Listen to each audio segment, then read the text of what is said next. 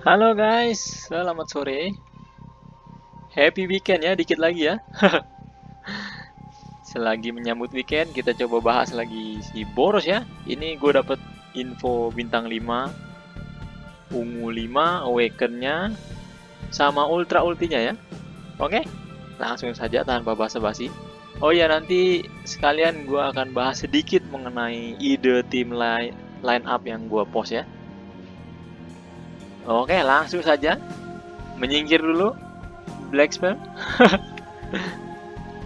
Kita lagi bahas si Boros ya. Oke, skill 1 ampas ya. Ini kenapa sih para SSR Plus nih skill satunya ampas semua ini nggak ada guna. Skill 2-nya, ini dia nih. 5 hit, 1300% attack. Terus dia ignore one anil effect ya. Kalau ultra ultinya jadi 1500 ya. Naiknya secuil ya, Bang. Cuma 200%. Iya, naiknya secuil, tapi lihat di sini. Ada penambahan efek critical damage 40% ya. Ini kalau dia di samping Child Emperor yang nambah critical chance, ini luar biasa ya, 40% ini. Ini tinggi sekali ini. Berikut ke pasifnya. Oh, ini naiknya signifikan sekali ke bintang 5 ya. Jadi 80% cuy. Gila sih. 80% itu tinggi banget ini nge-replicate heal-nya. Si Dogman setiap nge-follow up kan dia nge-heal 25% maksimum HP ya. Kalau bintang 5 Bapak Boros ini replikanya saja itu 20%. Kacau sih. Ini 21-an 22 lah ya. 21,% kalau 85. Ini sih lebih yang recommendednya ke bintang 5. Ke ungu 5-nya gimana, Bang? Karena ultra ultinya tinggi ya, value-nya, perbedaannya signifikan. Jadi masih pantas dikejar untuk ke ungu 5-nya ya. Sadis ini ultra ultinya. Sekarang kita ke awaken pasif ya. Awaken pasifnya kalian kemungkinan besar udah pada tahu ya. Kita bahas bedanya saja sini. Bedanya dia jadi dua ya. Curut cumi kecilnya jadi dua. HP-nya tetap sama, 1800% dari Boros attack. HP-nya sama. Terus di sini yang bedanya nih. Kalau sendiri dia yang cuman same row, sedangkan kalau si curutnya berdua jadi allies ya yang di cover ya. Itu antara gimana ya? Kalau mau dibilang, wah nggak enak dong. Jadi yang kerucu-kerucu di belakang jadi apa? Jadi ngabisin HP curut gua. Ya itu ada benarnya juga, tapi di sisi lain jadi bisa di slow version di belakang ya. Kalau gue tetap pro ini suatu kemajuan ya, suatu keuntungan menurut gue ya. Biarpun ada beberapa faktor yang menganggap enakan Semro bisa gampang diatur. Gue pribadi menganggap ini improvement ya. Belum lagi jumlahnya dua lagi sih curutnya. Jadi 3600 itu HP yang di cover untuk tim. Oke? Wah ini kayaknya bagusan si Child Emperor ya dibanding curutnya Boros. Beda fungsi sih, beda fungsi menurut gua. Ini dengan awaken pasif seperti ini, unit yang kalau biasanya kalian suka speak gini ya. Wah, Goketsu kalau di full attack tipis dong HP-nya.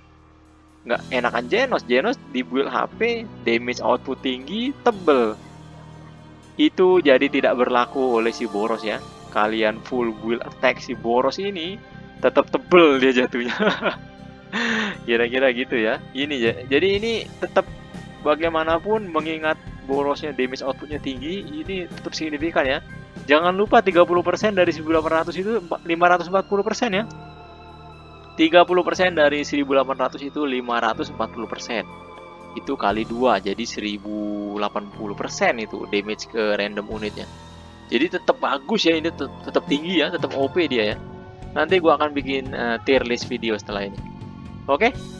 Itu tadi skill set. Sekarang kita bahas yang ini ya. Ini cuman ide ya. Ini cuman ide dan bukan berarti tim kalian harus seperti ini, bukan ya. Ini ide kalau kalian full build Child Emperor ya. Kalau kalian full build Child Emperor yang anjingnya sampai 2 ya. Guguk lah ya. Guguk. Gak enak gue nyebut yang itu. Kalau guguknya ada 2, oke? Nah, kalau guguknya ada 2, ini rekomendasi line up dari gua. Child Emperor-nya di full build attack, terus sisanya baru kasih ke boros attack-nya. Oke? Terus ini posisinya emang harus begini, Bang. Kalau memang mau ngikutin yang seperti ini. Jadi ingat ya, speed buffer itu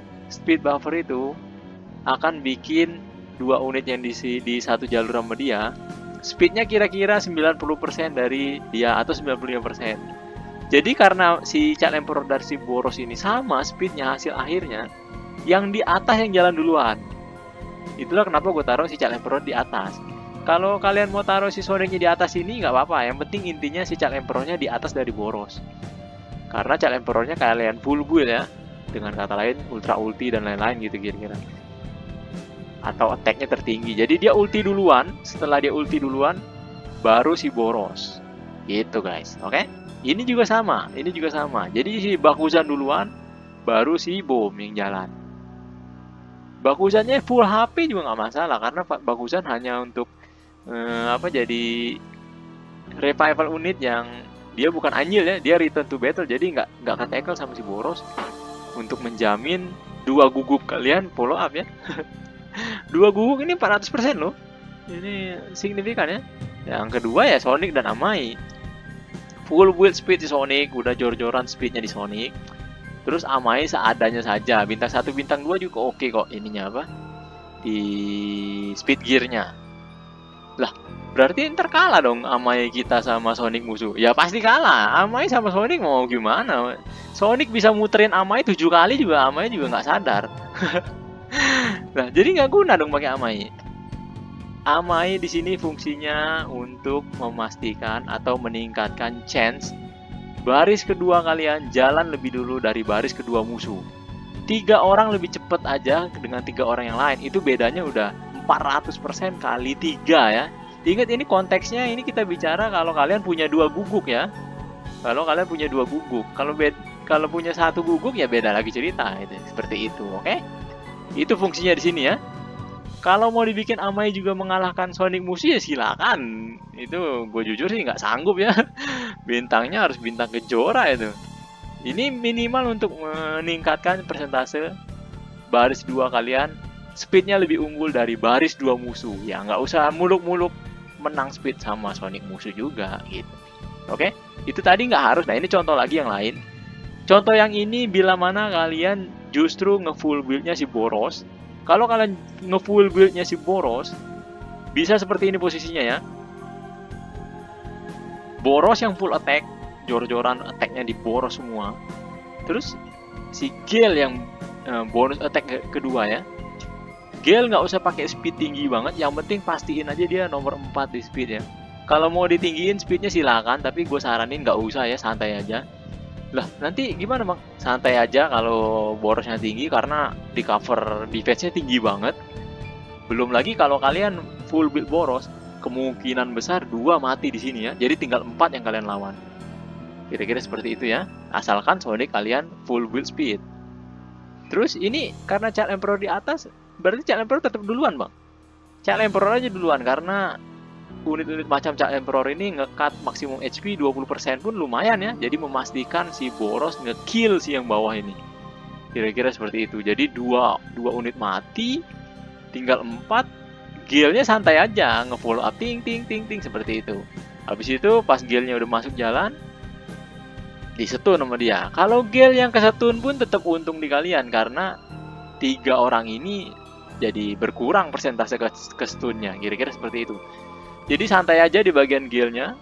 Terus ada si Bakuzan ini, jadi kemungkinan kalian di one shot pun akan berkurang ya. Soalnya attack buff di remove sama si Bakuzan nih. Memang suwe itu pasif Bakuzan. Kira-kira seperti itu ya. Ini hanya ide ya. Ini bukan berarti harus seperti ini kalian. Kalau ini ingat ya, ini rekomendasi ide dari gua. Kalau kalian full build si boros, borosnya ultra ulti ungu 5, dan yang paling penting itu awaken level 2 ya. Wah ini line up yang recommended dari gua. Oke, itu saja full reviewnya. Si boros ya pastinya sama si kayak Tank Top Master, kayak Bakuzan. Yang kolom atau single target ya pasti wild ya. Udah wild, udah mantap jiwa lah. Oke, itu saja video kali ini. Kalau ada yang mau ditanyakan, silakan. Kalau ada yang mau saran juga monggo. Dan kalau kalian suka video seperti ini, like dan sub. Jangan pikir, oh pantas tuh gitu. Adios. Oh ya, satu lagi sebagai kisi-kisi atau bocoran. Mengingat Awakening itu dari unit sebelumnya. Kalau kalian nggak ambil boros V2, kemungkinan kalian nggak akan bisa dapat yang boros V3 atau pink boros itu ya. Memang licik juga nih developernya. Untung aja bagus nih.